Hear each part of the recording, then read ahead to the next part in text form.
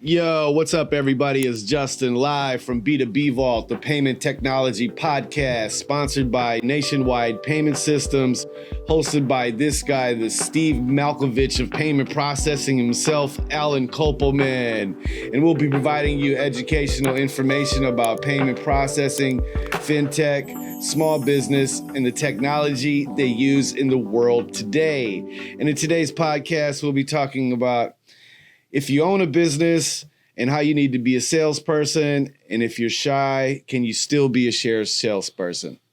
So, right off top, man, how you doing today, sir? Doing good. Busy week. Busy week, yes. There's a lot, so it's been busy. So it's been good, and everything's going along fine. Planning, making secret plans for my daughter's birthday. Oh, yes. I will not reveal them at this time, but once it happens, then we'll put it out there. But it's going to be fun. And how are you doing today? I'm doing all right. All right, cool. I had a rough week. Found out one of my friends passed away. Oh, that was sad. I remember. Yeah, big ish, man. Rest in peace, bro. He was my barber for 20 years. Too man. Young. Yeah. So we love you, brother. You know what I mean? I hope your family's doing all right. Who's Steve Malkovich? I don't know. I just made it up.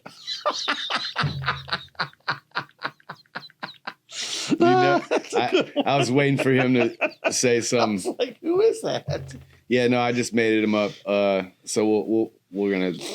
I think you should go through the 72 Dolphins, the Vern Den Herder of payment processing. He was my favorite. I just like the name, Vern Den Herder. Yeah, I was waiting for him to catch it.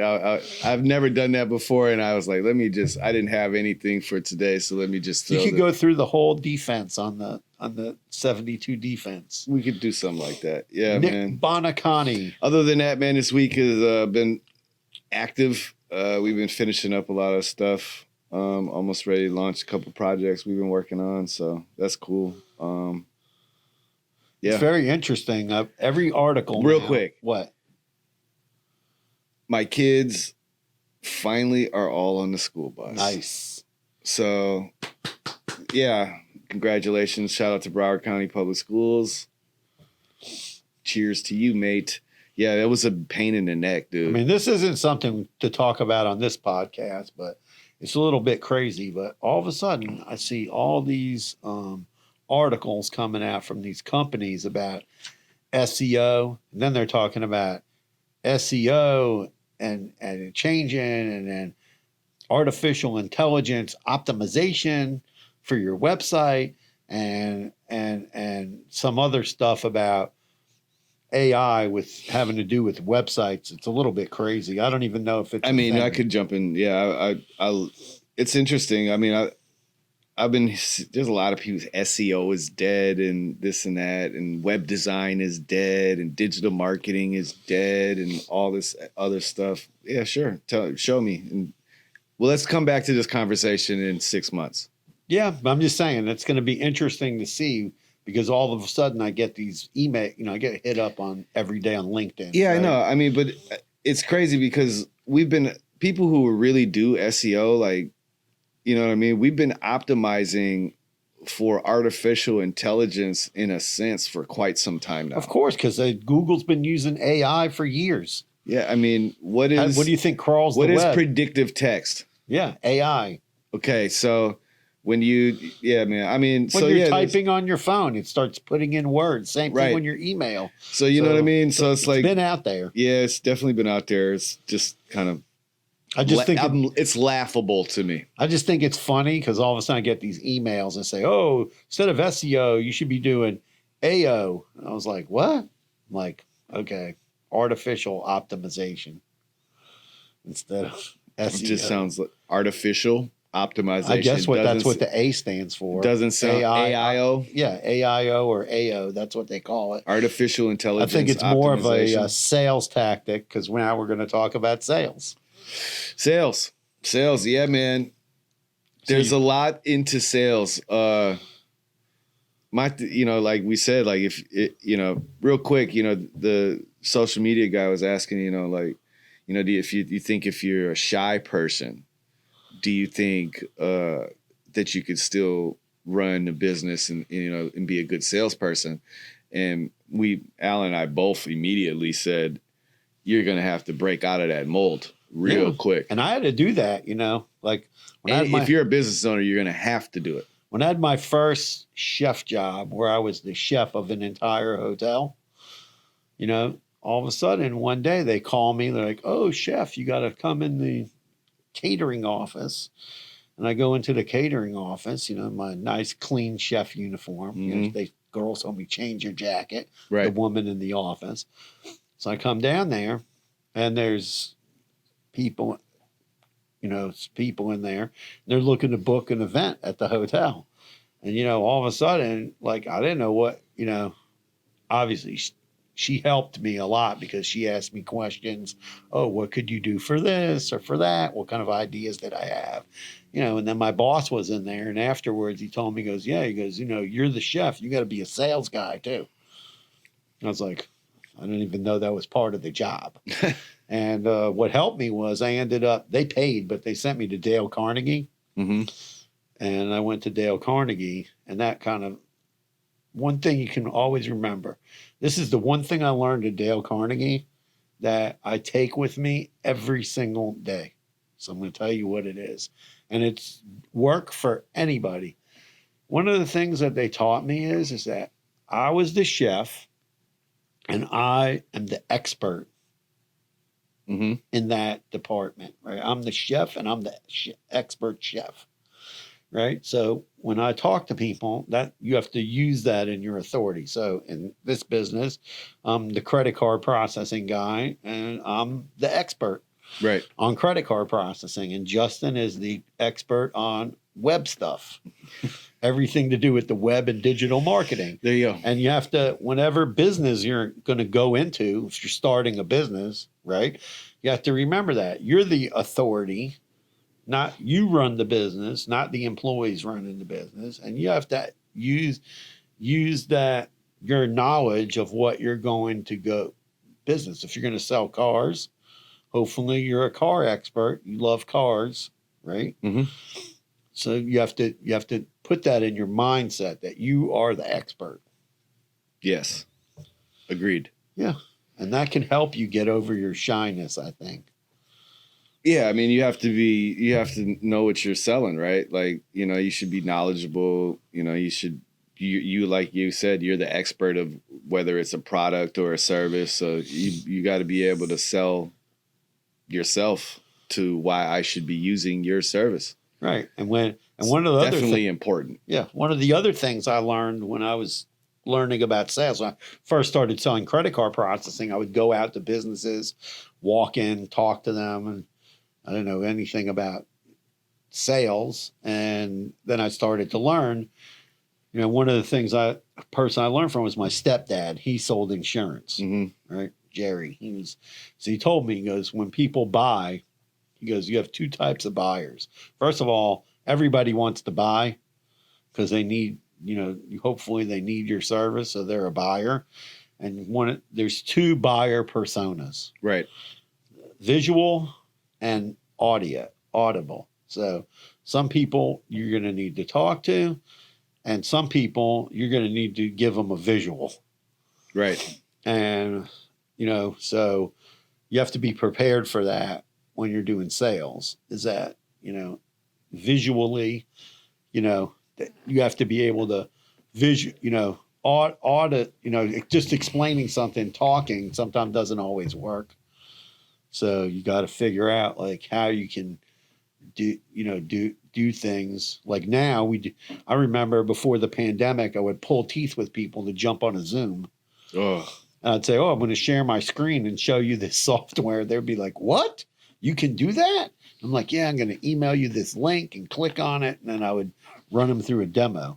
Yeah. I remember when I first started my digital agency, trying to sell websites and, going through business to business, and how I would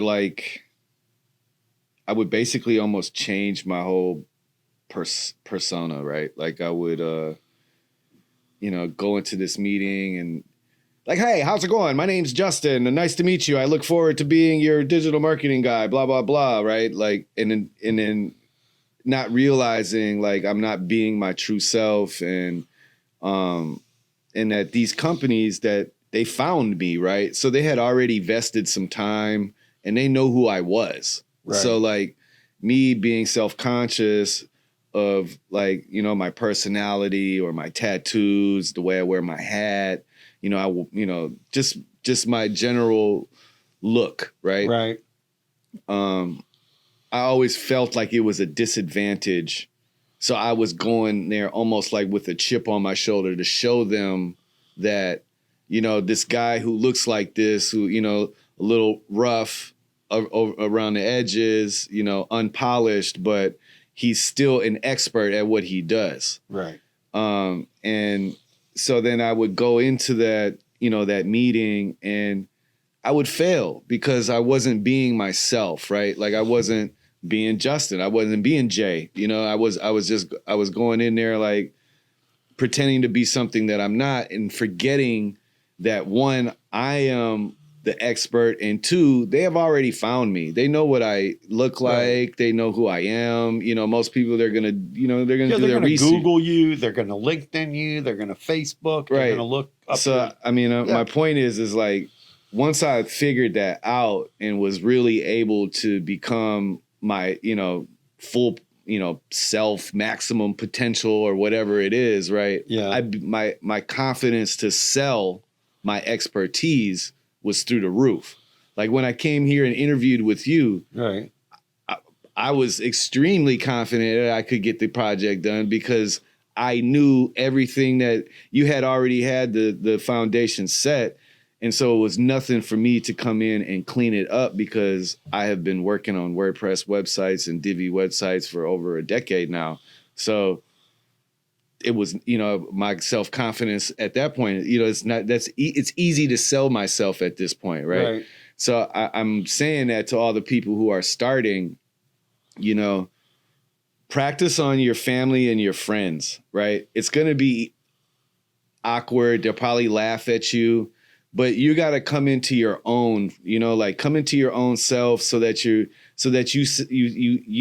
sound as confident as you want to be, and then that you come across as knowledgeable and as much of an expert as you say you are. So another thing I learned in business was this: the first time you meet somebody, that's the best they're ever going to look. Most of the time. So when you're going at, if you're going out making sales, make sure you don't need to be wearing an expensive suit. You don't need to wear a suit and a tie. People have gone very casual. Polo shirts. People can even show up like, listen, I go to conventions. I came to this job interview in a Milwaukee Brewers baseball jersey and some Crocs and a pair of Army fatigues. Listen, it showed some personality. I'm just saying, like, but that's how I go towards all of my things. Right, exactly. So like if I have to change myself to sell my expertise, then yeah, but you're in a creative business, so you can do that. You have to remember what kind of business. Well, that's true too. You can't show up to a corporate business, like even in web design, right? I'm not going to show up to say we have to go to a corporate office or something, and you're saying, "Hey, Justin, we got to go and do something." I even know that there's a time to clean up, right? But like for a job interview, or you're going, it depends on your niche, right? Your industry. But listen, we went to a convention, right? There was maybe 4 people. We counted less than 10 people that had on any kind of jacket and tie, right? And anybody that was wearing a jacket and tie was at least 70, right? I mean, give or take, there is a group of younger people who are really like trying to bring back that whole business attire stuff. But yes, what he's saying is right and exact. No one is going out to get fitted for a suit to wear to business conferences for 3 hours. Right. No one's doing that. Why would you even spend your money on that? Well, it's not just that, but I'm just saying, like, people are very, very casual. We saw owners you want to be comfortable. We saw owners of companies. We saw a guy who owns a big company who was wearing shorts and a t-shirt. And flip-flops. Right. Like my friend that's the type of guy I want to do business with. He's real. he's not impressing you, like that's like I'm not a huge fan of Steve Jobs, but there's a lot of stuff that, that he did that I appreciate, like his simplistic way of looking at Even clothes. Mark Zuckerberg has a simple attire. Right, exactly. Like I appreciate that type of stuff. It's something that I'm working towards, right? Because I struggle with decision making. Okay, right. So that makes my morning even harder because I have to decide. One of my favorite books, The 5-Second Rule. Yes, I know what that is. It's a good book. I've definitely, I know the theory. Right. So that was my first. So be an expert. Then what was the second thing I said? No, I forgot. I don't know. Then the other thing I learned in sales was, and this one is really good, under promise and over deliver. So the best, when you do that, the thing is, let's say I know I could get let's say you have a restaurant and you call me up and you say, hey, I need to get credit card processing right away, or I have a retail store. I need a credit card machine. How fast can you get it to me? Listen, send me over the paperwork. Boom, boom, boom. If everything's in order, yeah, we can probably have it to you in a day or two. Oh, I really need it tomorrow. I'm going to try my best to do that, but you got to get me the stuff right away. Right. And then, so now I set the expectation. You deliver me what I need, and I can deliver what on my end. So, or if you tell somebody, oh yeah, I can get that done in 2 to 3 business days, and you get it done the next day, you look like a hero. If you tell them, oh, I can get it done the next day, and then the person you need to do it's out sick, out on a vacation, you look like an asshat. Right. Then you didn't deliver, you didn't do a good job. Now your reputation is already getting soured. Right. Your trustworthiness is lacking, and your quality of work is lackluster. And then like when you're already fighting uphill. Right. And then one of the other things, like I tell salespeople that come work for us, I say, you're going to get questions thrown at you that you don't know the answer to. Yeah. You say, I don't have an answer for you right now, but I'll find out and I'll get back to you. Yeah. And if you're in front of them, you make a phone, you call or text me. Yeah. Because you might not get another chance to be in front of that person. Or let's say they're on the phone with you and they're asking you a question. You say, hey, my boss is in the other room in his office. Let me see if he's available. Hold on. Boom. And that way you get the question answered right away. But number one is don't bullshit your way through the answer. Like don't promise something that or just try to get the job. Like I've done this before with website contracts. Like somebody wants something that's, like some sort of functionality. Right. And I'm like, oh yeah, absolutely. But because I need the money, but then I'm doing the research. I'm trying to implement the functionality and it's really becoming a pain in the ass. Right. Yeah. And so now you're running through your budget. You're not going to make the client happy because they won't have exactly what they want. Right. And so, I mean, that's a very good point. Don't ever like overcompensate for the job, right? Like don't say, oh yeah, we can do that. It's custom development, but we can get it done. Yeah, don't do that. And then you do the install like for a point of sale. Then the customer's like, oh, well, what about this thing that I wanted? And then all of a sudden there's not even such a thing. There's no such thing. The development on it hasn't even been thought out. Don't promise people. Like I had a guy, they called me. What's the word? Overpromise? Well, no, it's just like, if you're not sure that you can do something, don't tell people you can do it. Yeah, don't take that job. Especially if it's a product and something custom needs to be done to it. Maybe it can't be done, or maybe it'll take 6 months. Well, I had a guy the other day, they go, and we've had this, I've gone to the ATM company 100 times. Oh, when can we get these cash recyclers so we can put them in these adult nightclubs to dispense the $1 bills? And they just like, and they asked me, oh, can you find some people who want that? I found them a dozen people who want it, right? And they can't seem, they're just like dilly-dallying around. And in that industry, it's kind of an issue It's because a nuisance for sure. yeah, it's a nuisance for them because like people come in the club, then they want ones, so they have to go to the cashier like at the front, or they have to go to the bartenders and go, oh, here's a 20, give me 21s, and it's just It taking just sucks. away time from making So, drinks. I get Or it. the manager has to go to the office and go take, you know, I mean, it makes it hard to sell when they can't sell it, right? right. So if they had a machine that would dispense the ones, the problem is the regular ATMs are not made to dispense like 100 bills at one time, Right. right? So it'll just get clogged up in the machine. So what are some tips for some business owners to get their sales up? To get your sales up, be confident in the product that you're selling, be knowledgeable. You have to instill your knowledge into your employees and teach them, like learn as you go, like I do with Justin. Sometimes he has to learn, you have to learn as you go, right? Let them listen to you, how you're pitching, Right. how you're talking to the customers, how you're interacting with them, and then that's how they're going to learn. But when you go start a business, that's one of the things a lot of people don't realize. You got to hit the ground, bro. You Right. got to get out there. You got to shake hands, kiss the babies, feed the you gotta go out dogs, networking. rescue cats from trees, fam. Like you have to get out of your comfort zone and really, you know, make room for the person that you want to grow into for Right. sure. Like I said, Dale Carnegie, that's expensive.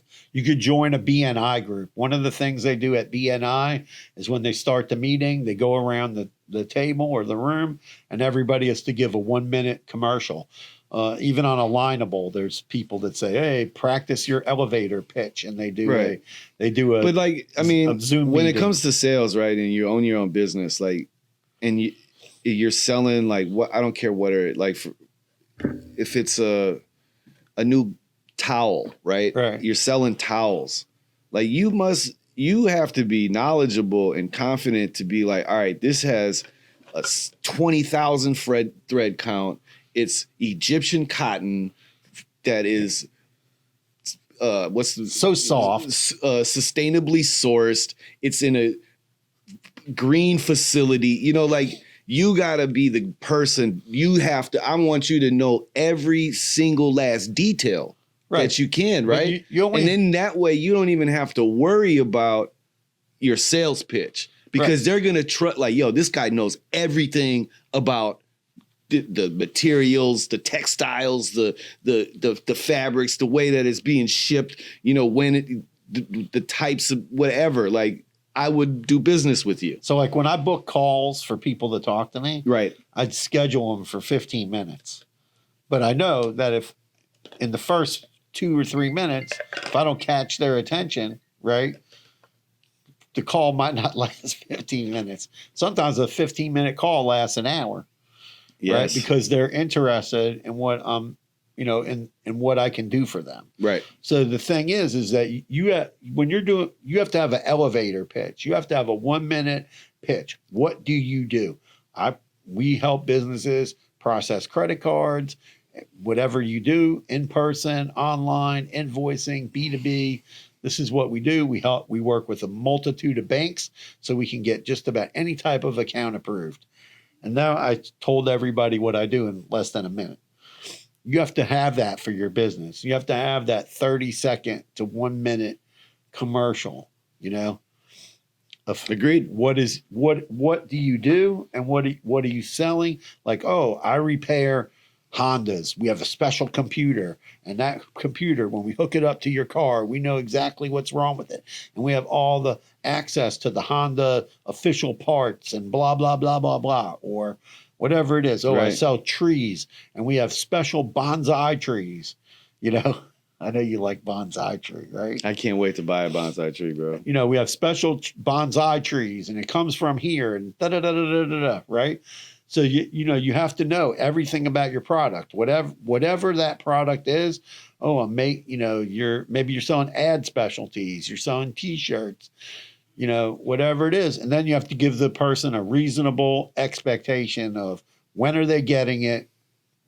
The t-shirt thing is a great example because all of the younger generation are heavy in fashion right now. Right. Yeah. A lot of fashion. And when you guys are running up on me to buy your t-shirt, like you need to be explaining to me like, yo, this is 100% organic cotton, stone washed, pre-dried, shrunk, whatever it may be, stone fire grilled. I don't care. Like you use specific ink that's only out of a flower that's grown in East Africa. I want to know those things, right? Yeah. You know what I'm saying? So like, if you're just saying, yo, buy my t-shirt because it looks cool, nah, man, like, sell me your t-shirt. Like, let me know, like, why you love it so much. Why do you love your brand? And I think that's what's going on with a lot of these, like these small businesses and like the pop-up stuff is that they're in for it. They don't love the brand. They love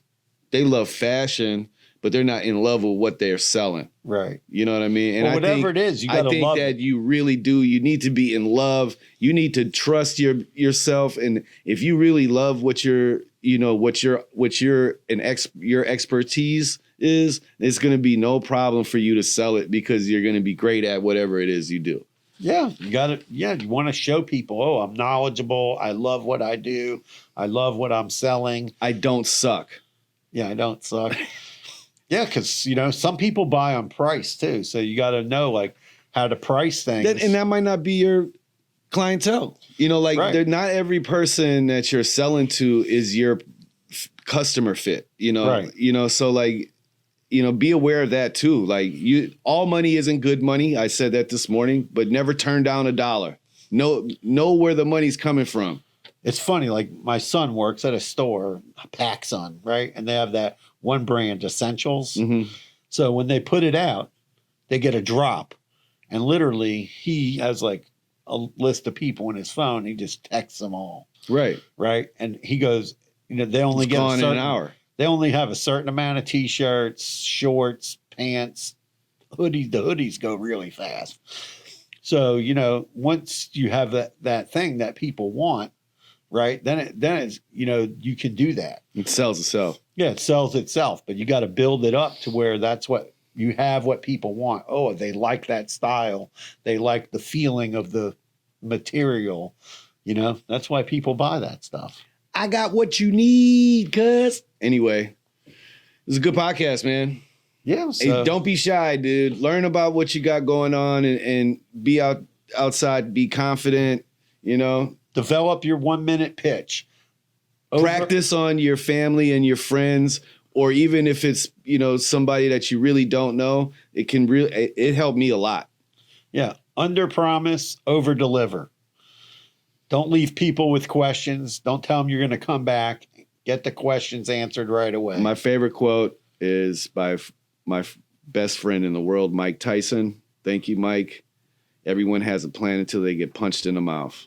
So nice. It's a good one, man. Shout out to you guys. Peace out. Check us out on YouTube. Smash that subscribe button, like, share, comment.